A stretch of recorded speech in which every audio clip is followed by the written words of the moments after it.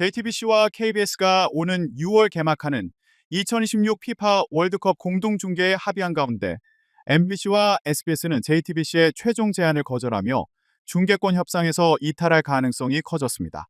20일 JTBC는 보도자료를 통해 지상파 3사와 중계권 협상을 이어온 끝에 KBS와 공동중계에 합의했다고 밝혔습니다. 양사는 약 140억 원 규모의 재판매 계약을 체결한 것으로 알려졌습니다. KBS는 상당한 적자가 예상되지만 공영방송의 책무를 다하기 위해 JTBC의 최종 제안을 수용했다며 수신료의 가치를 실현하기 위한 노력 끝에 극적인 합의를 이끌어냈다고 설명했습니다.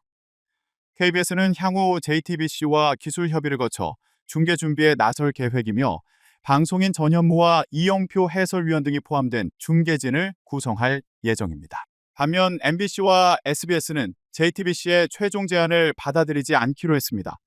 한겨레에 따르면 MBC는 21일 당초 제시한 120억 원을 초과하는 금액으로는 협상이 어렵다는 입장을 전달했다며 120억 원의 중계권을 확보하더라도 약 130억 원의 적자가 예상되는 상황에서 140억 요구를 수용할 수 없다고 판단했다고 전했습니다.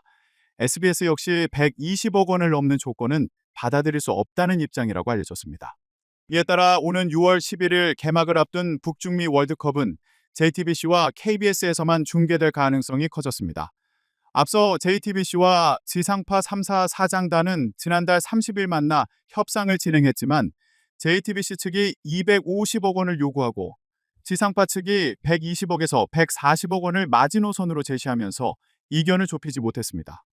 이후 JTBC가 140억 원으로 조건을 낮춰 막판 협상을 이어갔으나 결국 MBC와 SBS가 이를 거부하면서 협상은 최종 결렬됐습니다. 이번 협상 과정에서 국제 스포츠 경기의 보편적 시청권 문제도 다시 부각됐습니다. 앞서 JTBC가 겨울올림픽 중계권을 단독 확보했을 당시 일부 주요 경기 결방 논란과 흥행 부진이 이어지면서 시청권 보장 필요성이 제기됐습니다. 이재명 대통령 역시 지난 2월 국무회의에서 국제행사에 대한 국민의 접근성을 폭넓게 보장할 필요가 있다고 관련 문제를 언급했습니다.